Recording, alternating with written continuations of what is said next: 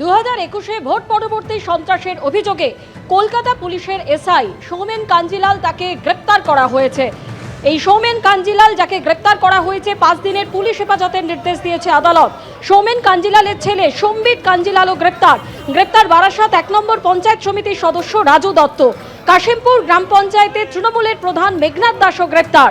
কলকাতা পুলিশের এসআই সৌমেন কাঞ্জিলাল আইএনটিটিইউসিরও নেতা। বারাসাত কোর্টে তোলার সময় ধৃতদের দেখে চোর চোর স্লোগান দেওয়া হয়। দক্ষিণ 24 পরগনার মহেশতলায় ধৃত 2 তৃণমূল কর্মীকে কোমরে দড়ি বেঁধে এলাকায় ঘোরালো পুলিশ। ধৃত তৃণমূল কর্মী শেখ বাপ্পা জাহাঙ্গীর হাজিকে এলাকায় এভাবেই ঘোরালো পুলিশ। ধৃতদের বিরুদ্ধে ভোট পরবর্তী হিংসা, খুনের চেষ্টা, জমি জবরদখল সহ একাধিক অভিযোগ রয়েছে। 2 ধৃত তৃণমূল কর্মীকে দেখে চোর স্লোগান দেন স্থানীয় বাসিন্দারা।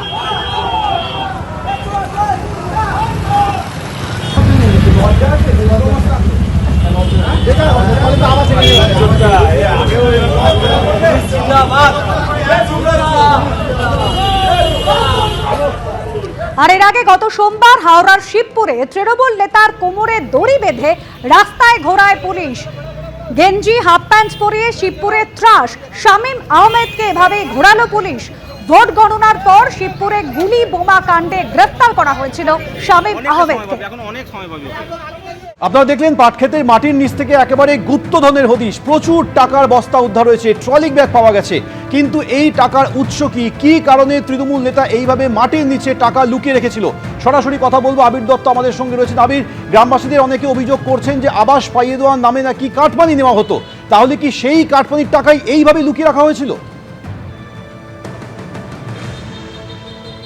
দেখো, প্রত্যন্ত এই অঞ্চল শুধুমাত্র এখানে চাষবাস করার মানুষ থাকেন এমনই শুধু নয়, তার সঙ্গে সঙ্গে অনেকে এখানে ঝড়ে বেশ কিছু জায়গায় এখানে বিধ্বস্ত অঞ্চল, এবং সেখানে ত্রিপলের জন্য যারা হাহাকারও লেগে গিয়েছিল এমনও কিন্তু শোনা যাচ্ছে এখানে কান পাতলেই। একজন স্থানীয় বাসিন্দা রয়েছেন, তার সাথে কথা বলবো। আপনি ত্রিপল চাইতে গেছিলেন? আমাকে ত্রিপল দেয়নি। কি বলেছিলেন? বলছে ত্রিপল নেই। ঘর পেয়েছিলেন? না, ঘর পাইনি, ঘরও পাইনি। টাকা নিয়েছে। কে টাকা নিয়েছে? চেয়ারম্যান। কত টাকা? শুভঙ্কর ভট্টাচার্য 30,000। আপনি কি করেন? আমি চাষবাস করি। একজন কৃষক, তিনি স্পষ্টত বলছেন যে চেয়ারম্যান কিভাবে 30,000 টাকা তার থেকে নিয়েছেন, তাকে ঘর দেওয়া হয়নি।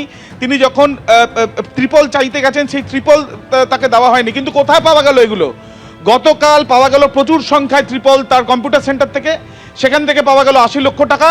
আজকে দেখা যাচ্ছে মাটি খুঁড়ে বস্তায় বস্তায় টাকা উদ্ধার হচ্ছে।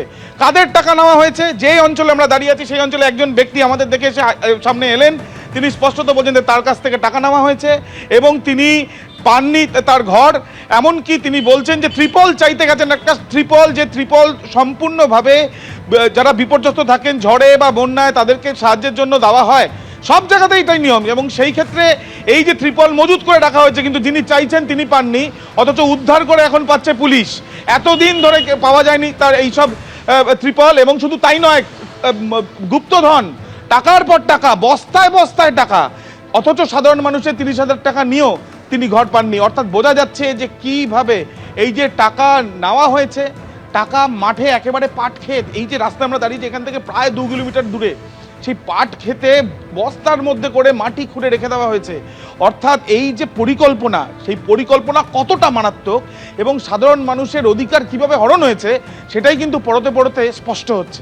আবির, ধন্যবাদ। এবিপি আনন্দ, এগিয়ে থাকে, এগিয়ে রাখে।